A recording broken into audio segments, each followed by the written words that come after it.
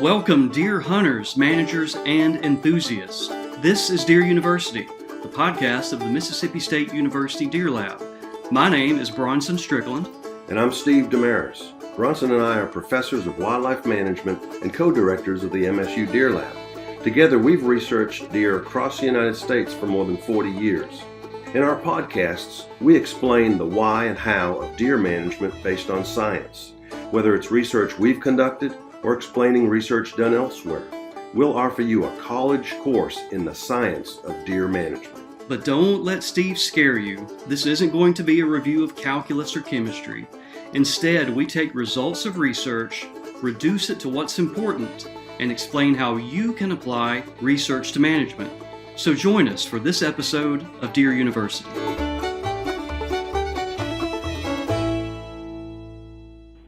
Welcome back. I am here today with Chris McDonald. And Chris McDonald is not only a longtime friend, but he's also a wildlife professional and a deer management guru. Chris is he's a wildlife biologist. And Chris, you worked for the Mississippi Department of Wildlife, Fisheries, and Parks for how many years? So I'm going to kind of turn it over to you now and tell our listeners a little bit about yourself and how you garnered all this deer management expertise, and we'll kind of go from there. All right, sounds good, Bronson. Thank you for having me today. Just glad to be able just to sit around and talk about deer for several minutes. Just one of my passions.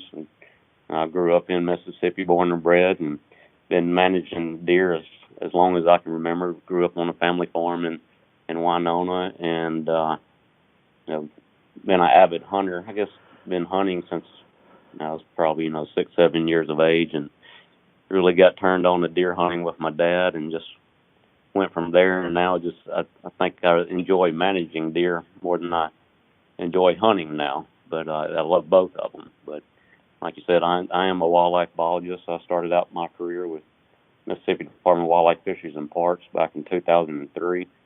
Started with them as a regional biologist in southwest Mississippi, and that kind of turned into a program-specific biologist, spending 100% of my time working with landowners regarding deer management and hunting clubs, and just very fortunate to spend all my time managing deer back then, and got to work with a lot of great people at that agency.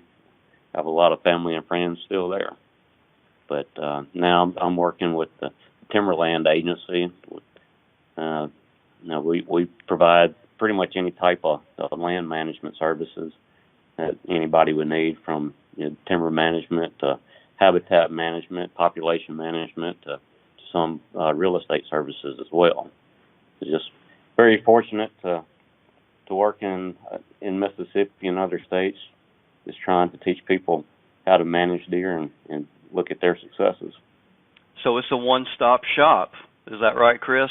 Not only yes. The deer management expertise, but habitat management, timber management, y'all kind of do it all. Yes. We can pretty much provide anyone with anything that they need from a land perspective. And one really good thing about, what I can do now is, when I was with the Wildlife Agency, I would make recommendations to people regarding habitat, and it'd be kind of up to them to find some private professional to come in and actually apply those recommendations and improve that habitat. Well, now I can look to my partner that he can be in a truck at the same time with me, and we're talking to the landowner, and we can make a recommendation today and be on the ground tomorrow implementing that recommendation and improve that habitat based on management goals of that landowner. Well, Chris, one thing, we are, at least in the South and in Mississippi, we're right in the heart of deer season right now. And so we are at that time of year when maybe not habitat decisions, but harvest decisions are being made. And one thing I wanted to touch base with you on is success stories. And so you've worked with, I don't know how many hunting clubs. You may want to tell us how many different hunting clubs you've worked with in the past, properties, private landowners, etc. And you've helped them hopefully fulfill their deer management objectives. And if there's a way you could maybe generalize for us, Chris, I'm kind of thinking of a top 3 list of, when you reflect back on this property and that property and they were successful, what kind of things did they have in common? What things did they do right? So when you look back and say, that's the reason they've been successful, and for an opposing view, I want to ask you after that, these hunting clubs that aren't successful, what are they doing wrong? And I hope this provides our listeners with a lot of information that they can think about and implement over the 2017 and 18 deer season. Okay. Yeah, I'll be happy to address that. Fortunately, throughout my career, I've been able to work with probably in the excess of 200 properties or so, just from a wildlife management standpoint. And probably at the peak, I had probably about 120 DMAP clubs or more, Deer Management Assistance Program, working with them, primarily looking at harvest data and aging jawbones and a little bit population management. But fortunately, throughout the years, got to see a lot of different clubs, different properties, and like you said, some are better than others on what they can actually do from a management standpoint. I guess one of the most important aspects of a successful property is actually having control of the land, having control of the habitat. You get into a situation with leases where the club or the people hunting it, they don't control the land. So, they're at the mercy of the landowner. So if those goals are different between the hunting club and the landowner, you're going to have some issues there with success. So I think number one is, having control or having an owner that will allow you to manipulate the habitat based on wildlife management goals. And 2 is having the right people in place, whether it's being a hunting club or just a private property that just friends and family are hunting, but having the people on the same page. Because if you got different management goals and management philosophies within a group, it's going to be a lot of conflict there, and it's going to be hard to meet your management goals. So having a good group of people sharing the same management goals, having means to manipulate habitat on the property, and if you're a diehard deer person, you need to be in a good location, depending on what your goals are. If your goal is to see a lot of deer and have a really good, healthy deer herd and optimize that deer herd, you want to be on some of the higher fertile soils in the state compared to some of the soils with less soil fertility and poor habitat. So location is a key to meeting management goals, depending on what those goals are. So let me back up on something you said, Chris. Controlling the habitat. And so a prerequisite for that is you either need to be the owner of the land or you have permission from the owner of the land. Tell me about, and I fully understand that, because when you can manage the habitat, now you can manage the deer herd and you can manage the habitat. That's the best possible situation. But there are so many people that don't own property or property large enough to manage a deer herd. Have you seen success with people that may lease land? They may lease 500 acres or 5,000 acres and really can't get into habitat management. So really their management is from the population side, and then what we would say is supplementing or augmenting food in the form of food plots or something like that.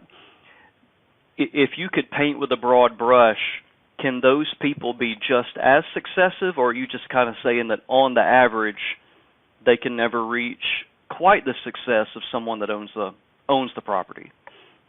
Yeah, and like I said earlier, not actually. You don't have to necessarily own the property, but having at least an owner that is willing to work with you to manage habitat. If your goal is to maximize the quality and health of a deer herd or any wildlife in general, you've got to be able to manage the habitat. So I'd say if you're limited, and most people in Mississippi are limited because they do lease the property. It's just the way the world works. So you're probably going to be at 75 to 80% maybe on what you can do on a property from a deer population standpoint. And one of the easiest things you can do if you can get the people on board is just get the deer to an older age if you're wanting to grow larger bucks. And so anybody can do that as long as you get cooperation from your hunters. So yeah, I completely agree, Chris. I don't like to discourage people. I think there's always a situation where management can be used to improve the situation. A scenario may be, hey, we only lease 300 acres. Well, let's be realistic. If you lease 300 acres, number one, you're probably not going to be able to manage the habitat, and number two, you're really not managing the deer herd. A buck's home range, depending on time of year, where you're at, et cetera, is going to be anywhere, from 1,000 acres to 2,000 acres. So you really have to have sufficient land that completely, I want to say encapsulate, but, you have to have deer home ranges on your property exclusively, and that's when you really get into, managing a deer herd per se. But that does not mean that on your 300 acres you can improve what you have, and a lot of times that might be with food plots, and that doesn't mean that you can't improve your deer hunting, meaning that if you improve your habitat relative to the surrounding property, deer will want to spend more time on your property, and that can either facilitate harvest on your property or that may give you the opportunity to pass on bucks that show promise later in life. And in the real world that I'm in, everybody is not fortunate to be able to own 2,000, 3,000, 4,000 acres to really impact a deer herd at the population level. But they can talk with their neighbors. It's like if you have 300 acres and I've got 300 acres and our other neighbors have 500 here or 200 there, we can try to get on the same page, and if everybody's kind of looking at the same management goal, we can put those different pieces of property into the same management program. Like I said, though, the key is everyone on the same page. Yeah. If you got 5 different properties and they have 5 different management goals, you're not going to be real successful. But if they're, everybody's kind of on the same page, you can do some good things on smaller acreages.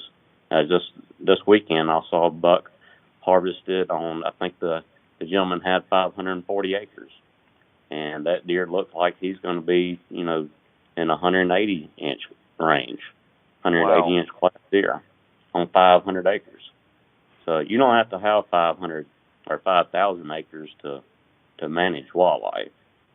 You just got to be able to have a good, sound management goal and be willing to put the effort in. And hopefully, if you need some more acreage, talk to your neighbors, see if they'll get on the same page with you.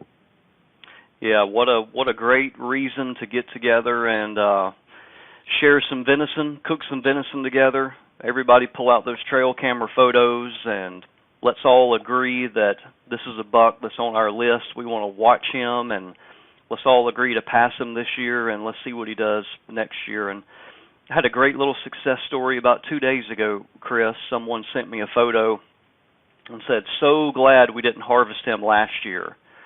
And this year he is just spectacular. One of those bucks that anybody would be proud of, and fully mature.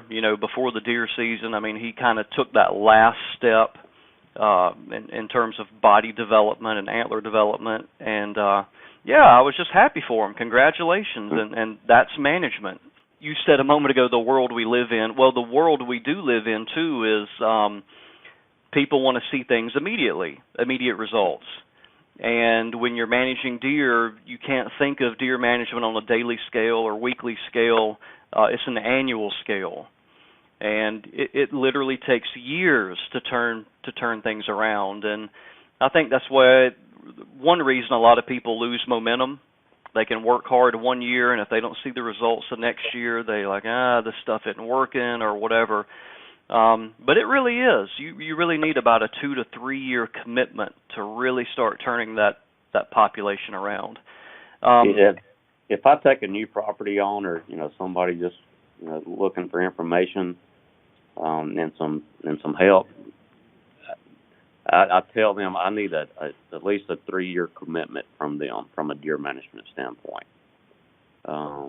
Just to start about that third hunting season, that's when you start really seeing some progress. And if they're not willing to make that commitment, it's unfortunately, as professionals, it's not a whole lot we can do for them. Oh yeah, that's exactly right. And one thing I do want to reiterate, or we're talking about management and doing this and doing that and whatever. But the main thing is make sure you're having fun doing it. If it gets to a point where you're not having fun, and it's going to make you not go in the woods, you're going too far. Not everybody has to be, have a goal of optimizing antler size.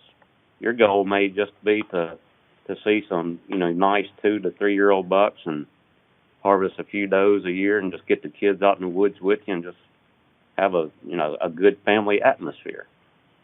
So just make sure you're having fun doing whatever you're doing. That's exactly right. If you're not having fun, we always joke, Chris, that it's therapy. Getting out in the woods is therapy. And the harvest or the kill, that's fantastic when it happens, but that's exactly right. If you're not having fun, then what use is it? Yeah, yep. I couldn't agree more. So Chris, tell me, let's go with this optimal scenario where we have sufficient acreage for the property, or we have a cooperative of properties where, we might be getting into the 500 to well over 1,000 acres. And let's say they have the opportunity to manage the habitat. What would be your most common habitat prescription? I have a pretty good guess of what it is, but I want to hear it from you. What typically is the first thing that you would say that, number one, habitat, you need to do this? You have to have a very strong timber management plan for the property. Okay, why is that? That's your habitat. For most properties, you're looking at a large percentage of that property is going to be forested. And, if you're dealing with a closed canopy habitat with little vegetation on the ground or little preferred vegetation on the ground for deer, you're not going to be able to optimize that property and optimize the health of that deer herd. That's one of the biggest problems I've seen throughout the past, and this comes with with leased properties.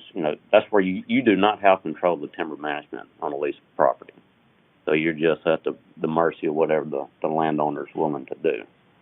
But there's only so much that as a biologist that I can do for a piece of property, just at the population level and with food plots. If you're really wanting to optimize that deer herd and meet your overall goals and objectives, you've got to have a sound timber management program.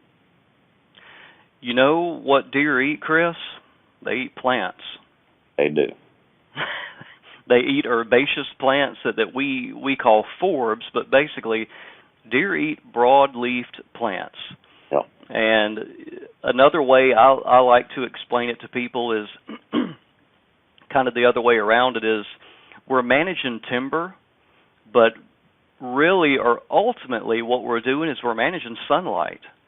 Managing, yes, sunlight in that plant community. We want to, in a perfect world, I would love to have 50% of a property where sunlight is shining directly on herbaceous plants. Mm-hmm. And, man, you are kicking it into high gear then in terms of food production. And most people, you're talking about timber production, timber management, and most people, most hunters anyway, are going to think about acorn production. Well, most people want to protect all the oaks, protect all the hard mass producers, et cetera, but you've got to harvest timber just like you have to harvest deer. You can not harvest deer, and you're going to be, you're going to go the opposite direction of what your management goal is. In the same way with timber, if you're not actively harvesting timber, you're not improving the habitat, i.e., you're not improving that plant community for that deer herd.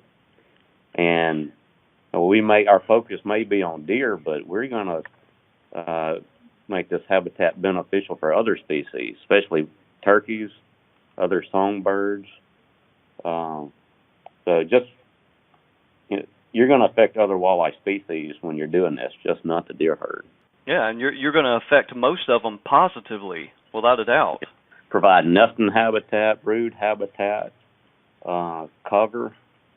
And I've got one property I'm working with right now that, they're that typical property that they've always been scared to actively manage their timber. And a lot of it's just closed canopy, 30 to 40-year-old trees on it. It looks pretty. It's aesthetically pleasing, but they're wondering why they don't have that many deer on their property. Well, the plant community under those trees are mostly shade-tolerant, low-preferred deer plants. They've got a little bit of cover, but that's pretty much it. It's very little wildlife benefit with that understory. So I'm trying to change their mentality, just kind of like some of the older hunters may be concerned about shooting or harvesting does. They grew up in that era that does are sacred and you don't need to shoot them. Well, same thing with timber management. A lot of people grew up that you don't cut an oak down. Well, you got to harvest those, and you got to harvest timber to create habitat. The sacred doe and the sacred oak.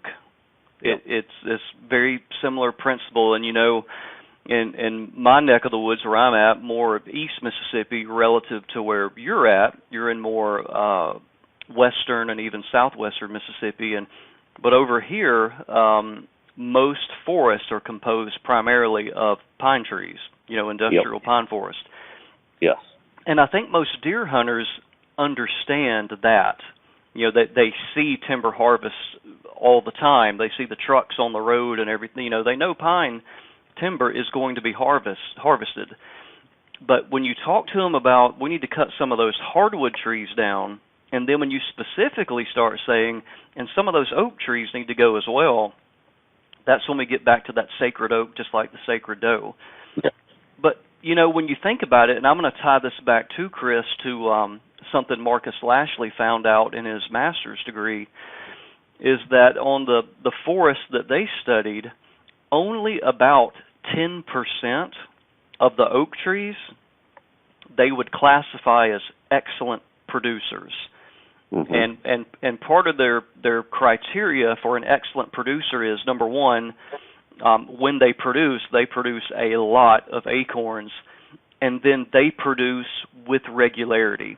So some of those excellent producers, it's every single year that tree is producing a lot of acorns.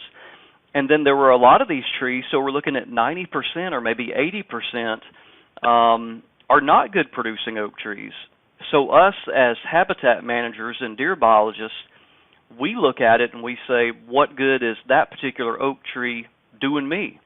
If it's not producing a lot of acorns every year, then the canopy of that tree is just simply intercepting sunlight that could be striking the forest floor and producing plants that deer could eat. So there really is an optimal way to manage pine trees and hardwood trees where you can have the best.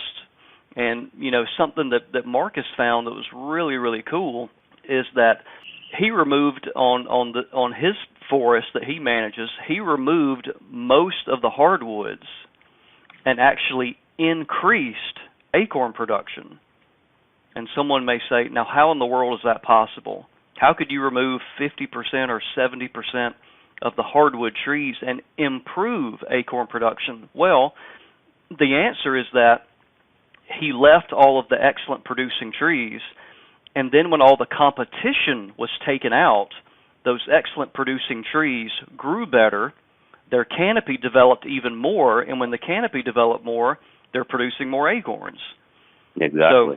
So what a win-win. I increased acorn production, and now my landscape has sunlight hitting the ground. And so now he's got cover, he's got herbaceous plants, he's got food, and you know, that's the way to do it, like you said, if you have the opportunity to manage the habitat. And by far, I'm not selling pine habitat short either with regards to deer management. You can grow some really nice deer, you know, within pine stands if you're able to manage the understory like you're talking about. Yeah. You got to be able to employ prescribed fire within those timber stands. If not, it's just going to eventually grow up into other trees, and especially if you're looking at pine trees, it's going to turn into a sweet gum mid-story that's going to shade out everything from a food perspective. So you got to employ fire. You got to employ herbicides, and on some stands, you're going to be looking at some invasives, either invasive tree species or invasive plant species. So there's really, within a pine stand, you've got more management options from a habitat standpoint than you do with hardwoods. You really do. It's a lot easier in pine stands. Yeah, you cut that hardwood tree down, you got to wait 20 to 40 years to see what you're going to do next. So it's a whole lot easier to control or manage the plant community within a pine stand than it is hardwoods, in my opinion. Just got a lot more management. I agree. Now, Marcus would fire back at you, Chris, and say, but you can also create a whole bunch of stump sprouts too, cutting those hardwoods down. So that tree, it may be 40 years before it produces an acorn, but man, you're producing a whole bunch of stump sprouts when you do that. Yeah, and my response to Lashley would be, okay, I'll give you that one, but in return, I've got to manage the people too.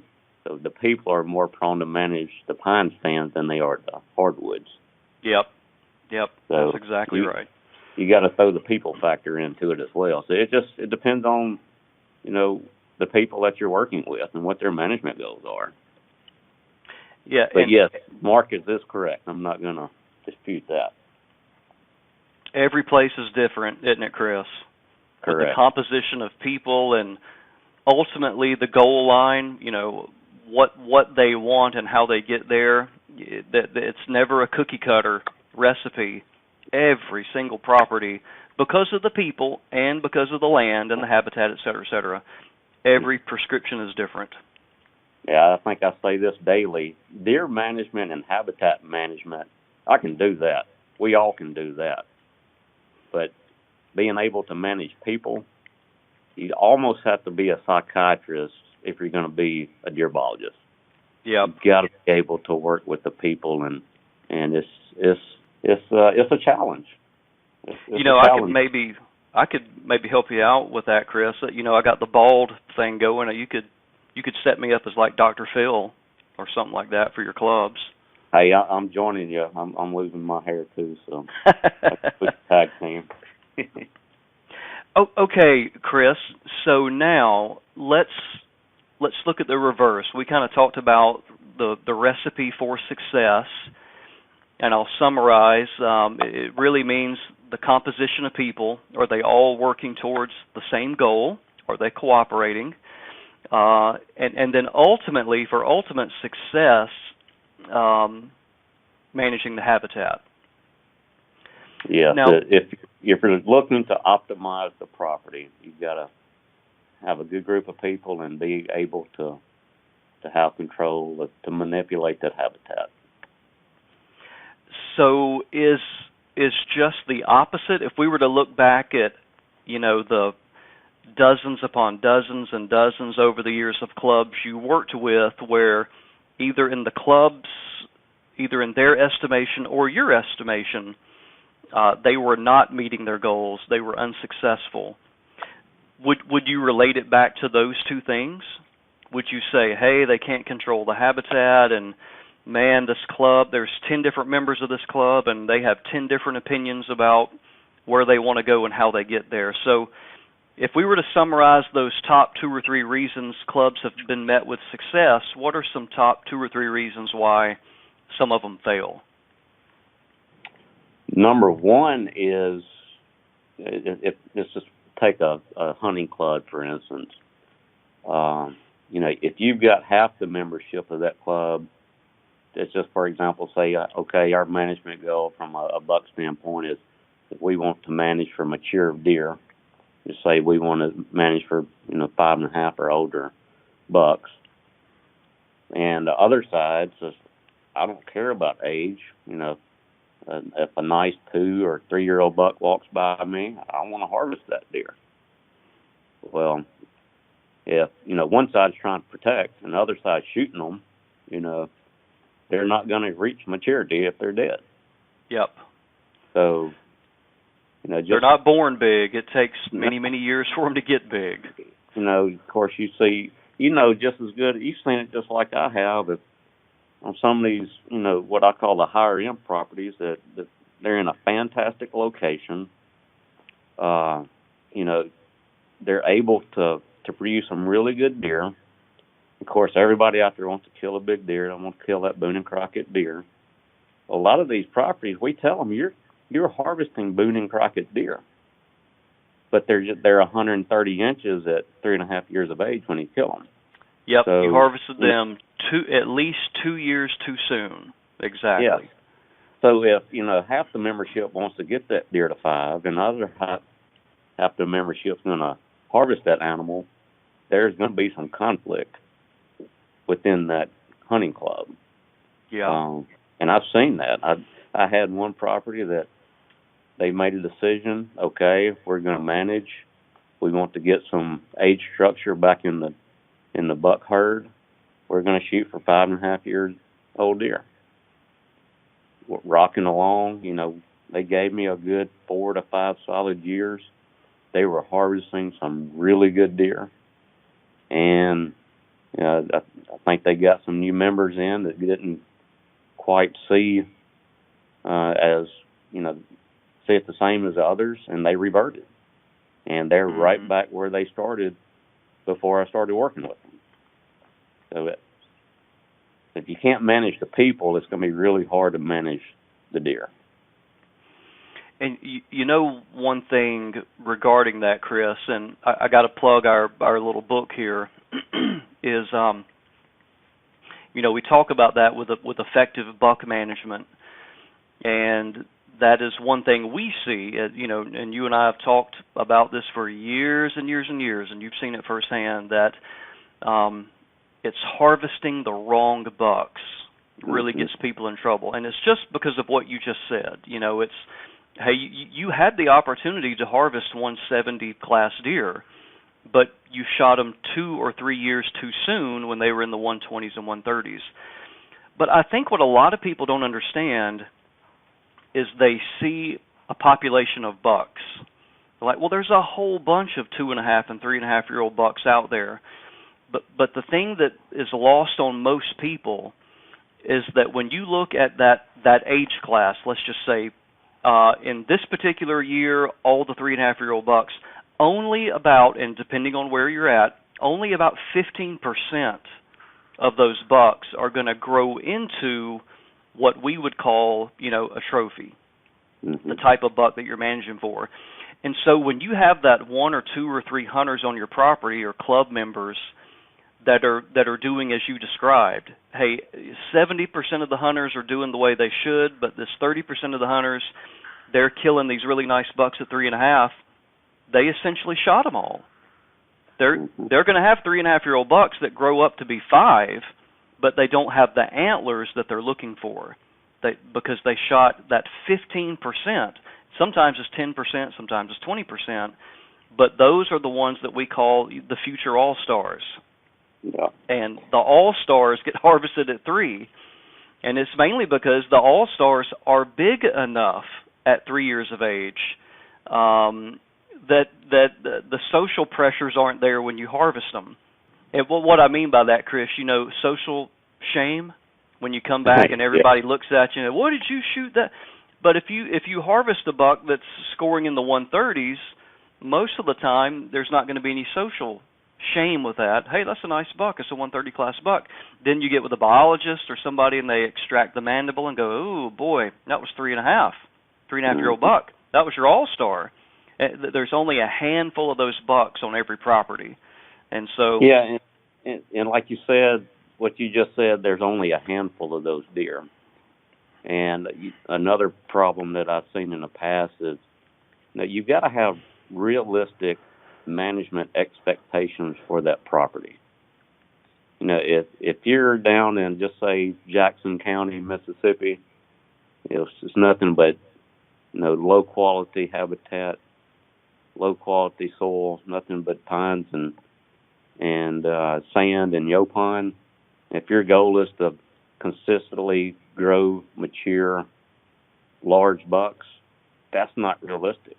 So the first thing, the people have to have realistic management expectations. Can we grow that deer that you're talking about? Some properties can't. Yeah. And if you're not realistic, I can't produce for you as a biologist.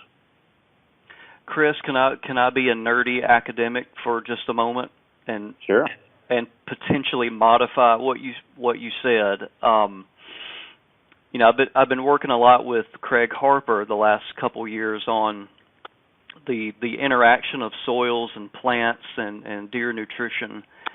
And the modification I would make is that, as you said, in Jackson County or somewhere similar, a situation like that, they could manage the habitat better and get better results and produce more plants. The issue is you can't do it as efficiently. Does that make sense? You're in a system that would not be as productive. And so you can still manage for sunlight, putting it on the ground, using prescribed fire, and have those plants on the landscape. And deer will, of course, respond and increase in size. But it's almost like a numbers game now. I could do the exact same habitat management prescription, let's say in a soil in your neck of the woods, and let's say in units of 10, and I get 10 units for my effort, my return on investment. Down in that other part of the Mississippi, I may only get 2 units of return on investment, and that's because of what you just described. The soil is not as productive; it doesn't grow the density of plants, the size of plants. So, and I guess I say that, Chris, I don't want to discourage anyone from habitat management based on where they're at. Most everybody can improve what they have, but in certain parts of Mississippi and certain parts of the country, you're just going to get a greater return on your habitat management investment. Do you agree with that? Yes, I agree. I mean, anybody in Mississippi, any property in Mississippi, you can manage habitat on that property. You just got to understand what that habitat is able to produce from a wildlife perspective. I can go in South Mississippi just like you're talking about.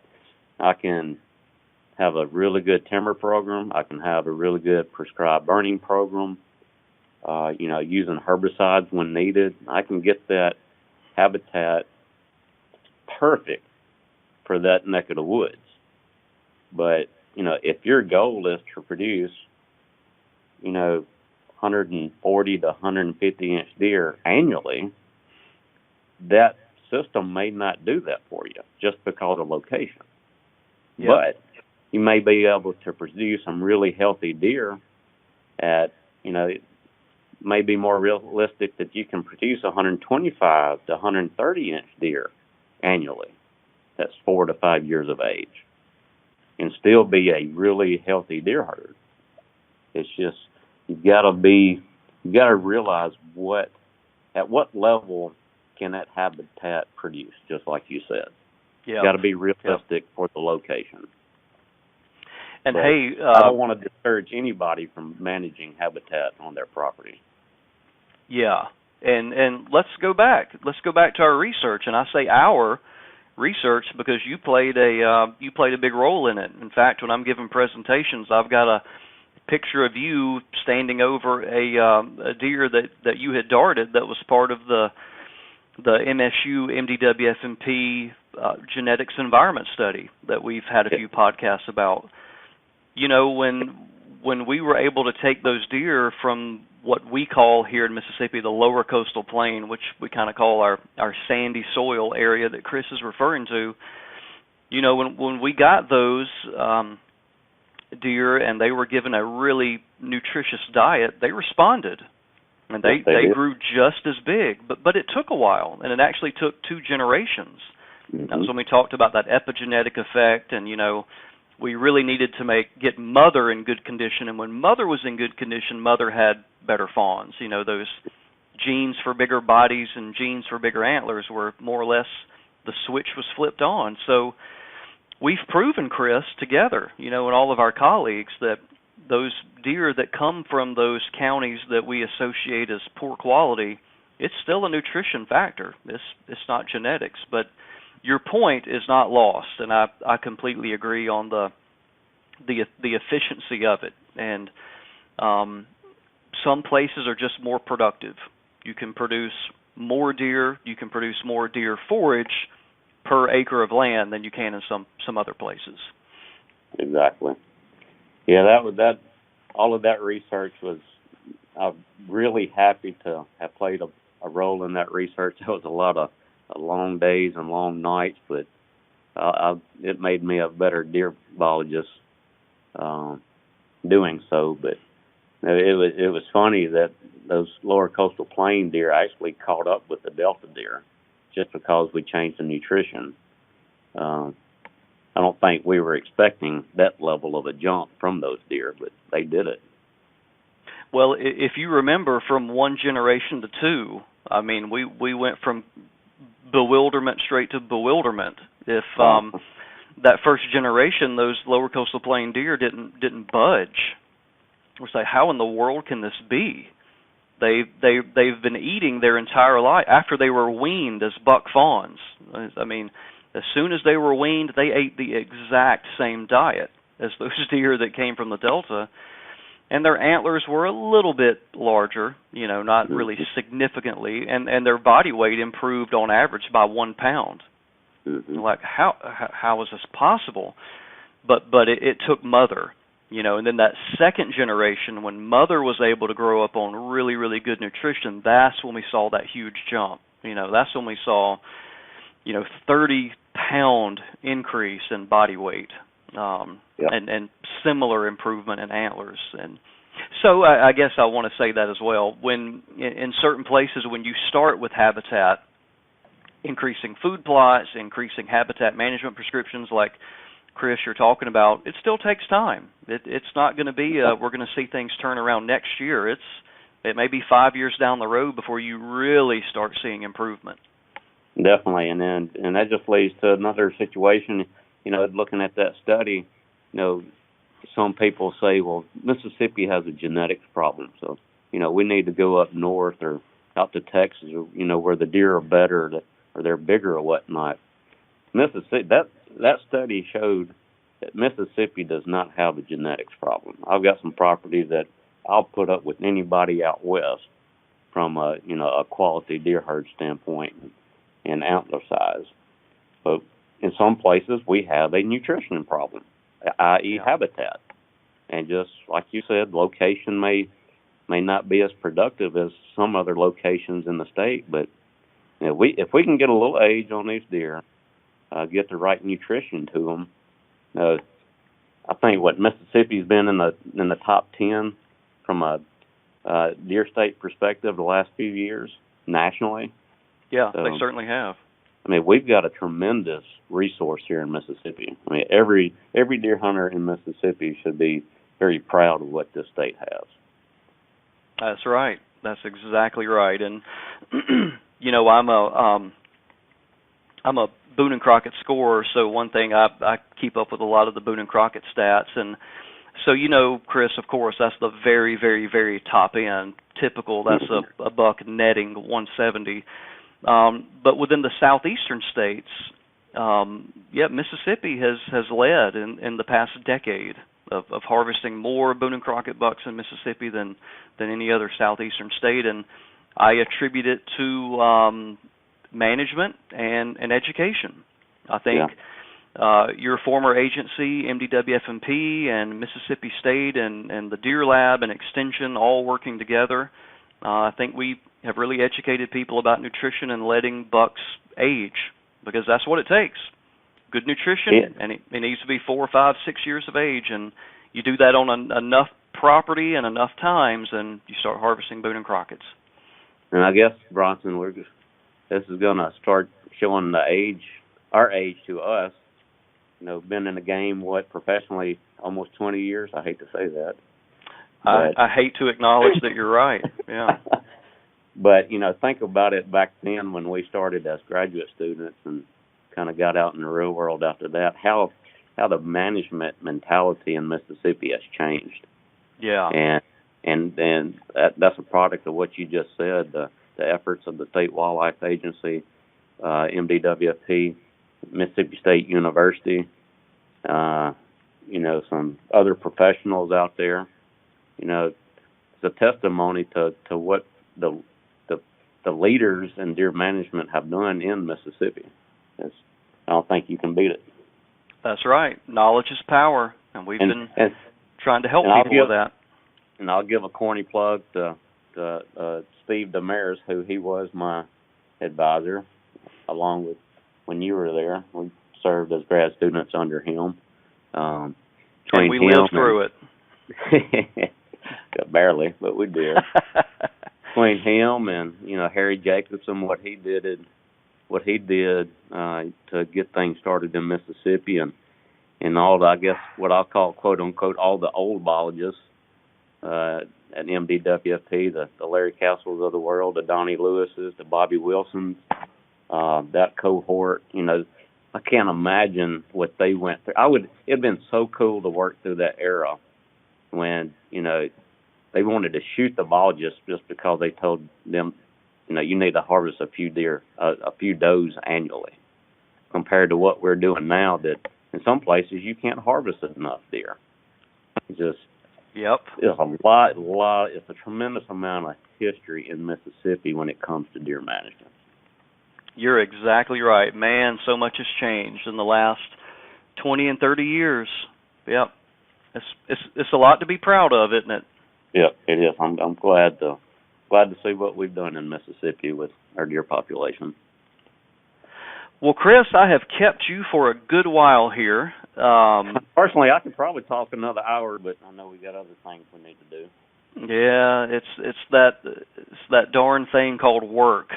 Yeah, appointments and conference calls and all that stuff we've got to get back to. Any closing thoughts or anything you might want to tell the listeners if somebody wanted to contact you and bend your ear about deer or deer management? Yeah, the main thing is, we've talked about, growing deer and, harvesting this Boone and Crockett deer or whatnot. It's not all about the size of the antlers. The main important thing is to have fun. Get your kids out there, get your family out there, just go be in the woods. If you get to a point where it's not too much, it's not fun, it's too much peer pressure, and we've taken it too far. Yep. Everybody has, different management goals compared to, I just want to go out there, and if I see a couple deer per hunt, I'm ecstatic. Yeah. Compared to on the other end, I may want to manage for a mature deer herd. So main thing, just keep it fun. And I couldn't agree more. And if anybody's got any questions, they can feel free to contact me. My cell phone number is 601-757-2313. And my email address is cmcdonald@thetimberlandagency.com. But if they just plug that in Google, Chris, would it pop up? Yes. Okay. Yep. Thetimberlandagency.com is our website. All right. I can talk deer with anybody, so I love it. So. Yes, you can. So can I. Okay, buddy. It was great talking to you. Appreciate you spending some time. I thought it would be real valuable for everybody to hear it from you. You were out there doing it, putting it on the ground. And so I hope that helps a lot of people in terms of things you have seen over the years that made for success and that unfortunately made for failure. So thanks again, Chris, for your time. Thanks for giving me the opportunity, and I just hope everybody has a good hunting season, and just be careful out there in the woods. Okay, buddy. Talk to you soon, Chris. Thank you. All right, take care. We're glad you joined us today and hope you learned something valuable about deer management. If you have questions about this podcast or a question about a topic we haven't discussed, please log on to msudeerlab.com, click on the Deer University tab, and send us your questions. We'll get to them as soon as possible. In closing, we want to thank our employers, the Mississippi State University Extension Service and the Forest and Wildlife Research Center. We also want to thank the St. John and Dudley Hutchinson families for their endowments that support deer research and education.